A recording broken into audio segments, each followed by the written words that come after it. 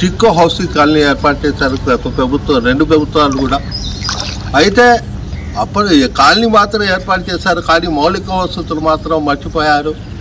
ఇక్కడ జిల్లా స్థాయి అధికారులు, పల్నాడు జిల్లా ముఖ్య కేంద్రం, ఈ కేంద్రంలో జిల్లా కలెక్టర్ గారు ఉన్నారు, జాయింట్ కలెక్టర్ గారు, ఆర్డీఓ గారు, మున్సిపల్ కమిషనర్, ఎంఆర్ఓ లాంటి అధికారులు ఉన్నారు, కానీ ప్రయోజనం మాత్రం శూన్యంగా ఉంది.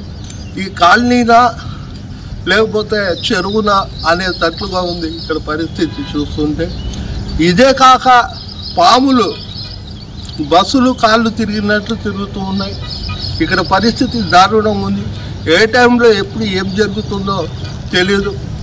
పట్టణంలో అద్దెలు కట్టలేక ఇక్కడికి వచ్చి ఉంటున్న ప్రజలకు మౌలిక వసతులు కల్పించడంలో ప్రభుత్వం ఘోరంగా విఫలమైందని తెలియజేయడానికి ఉదాహరణ మీరు చూస్తున్న వీడియోస్ ఉన్నాయి.